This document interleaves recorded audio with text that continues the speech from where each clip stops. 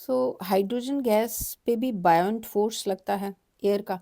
ठीक है, एयर की डेंसिटी ज़्यादा है, हाइड्रोजन की डेंसिटी बहुत ही कम है।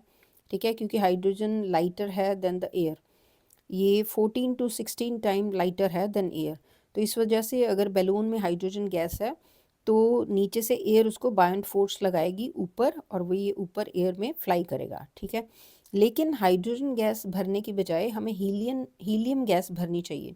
क्यों? क्योंकि हीलियम गैस जो है वो बेस्ट चॉइस है, वो नॉन फ्लेमेबल है, उसको आग लगने का डर नहीं होता। लेकिन अगर हाइड्रोजन गैस भरी हुई है, वो सस्ती तो है, चीपेस्ट है, मतलब हीलियम के कंपैरेटिवली सस्ती है, और हीलियम के कंपैरेटिवली और लाइटर है।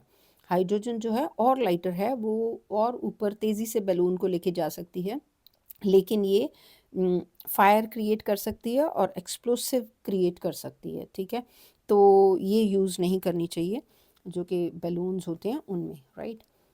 तो next is a large ship can float but A steel needle sinks because.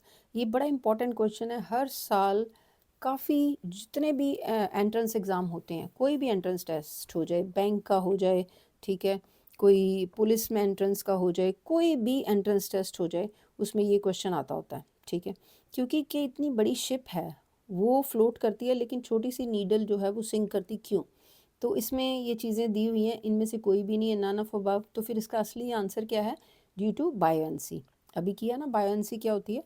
Archimedes principal के ऊपर ये जो है डिपेंड है, ये इसका आंसर। तो आर्किमिडीज प्रिंसिपल बहुत इंपॉर्टेंट क्वेश्चन है, उसको डिटेल में आपको करना आना चाहिए। ठीक है, और इसमें क्या होता है कि जो शिप है, ठीक है, शिप को, या बोट भी ले लो, बोट भी ऐसे ही है, बोट और शिप अंदर से हॉलो की होती है। ठीक है, इनका इस तरीके से जो शेप है, राइट, इस तरह से, और आगे से पॉइंटेड है, ठीक है, पीछे से भी पॉइंटेड होती है। तो लेकिन ये जो हॉलो हॉलो है, इसमें क्या भर जाता है? एयर भर जाती है। ठीक है, नीचे वाटर है, इसमें एयर भर जाती है, और इसके कारण जो है एयर जो है वो क्या है? लेस डेंसर है। तो पूरा अगर स्टील का वेट भी और एयर का वेट भी ले लो, तो इसकी डेंसिटी जो है कम होती है as compare to the water density.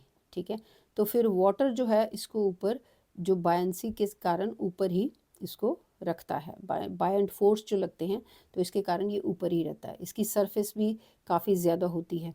ठीक है, और जे अगर सरफेस ज़्यादा है तो इसका जो वाटर ये डिस्प्लेस करती है जितनी शिप या बोट, तो वो भी ज़्यादा होता है। ठीक है, तो नेक्स्ट इज़, अब ये स्टील की नीडल क्यों सिंक करती है? एक तो इसकी सरफेस बहुत कम है, तो ये वाटर डिस्प्लेस्ड कम करती है। ठीक है, दूसरी क्या बात है कि इसकी डेंसिटी जो है स्टील की ज़्यादा है, राइट, क्योंकि इसमें तो कोई एयर भी ट्रैप नहीं है, स्टील की डेंसिटी ज़्यादा है as compare to water, so it sinks.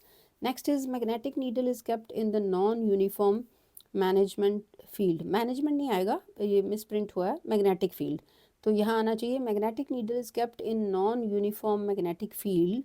तो इसमें क्या होएगा? It experience force and torque, उसके ऊपर फोर्स भी वो एक्सपीरियंस करेगा और टॉर्क भी करेगा।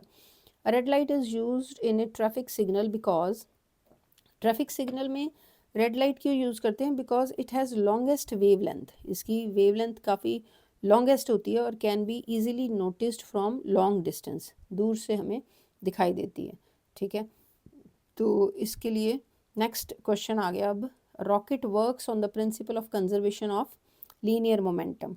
हाँ, रॉकेट के ऊपर एक ये भी लगता है न्यूटन का थर्ड लॉ, क्योंकि जो रॉकेट है इसके नीचे जो बॉटम पे इन्होंने क्या रखा होता है? फ्यूल रखा होता है। ठीक है, जब उसको फ्यूल को इग्नाइट करते हैं तो एक नोज़ल से गैसेस जो हैं निकलती हैं बड़ी फोर्स के साथ, और जितनी फोर्स के साथ वो गैसेस बाहर निकलती हैं उतनी फोर्स के साथ ही ऊपर रॉकेट ऊपर जाता है, क्योंकि न्यूटन थर्ड लॉ क्या कहता है? For every reaction there is equal and opposite reaction.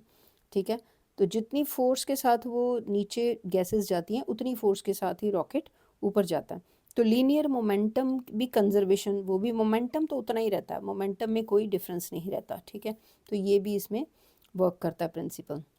Next is, an ice block contains a glass ball. When the ice melts within the water contains vessel, but the level of the water unchanged. Water का level change नहीं होगा. Next is atmospheric pressure. ये आप सबको पता है, छोटी classes में भी किया आपने। तो atmospheric pressure जो है वो बैरोमीटर से हम जो है कैलकुलेट करते हैं, ठीक है?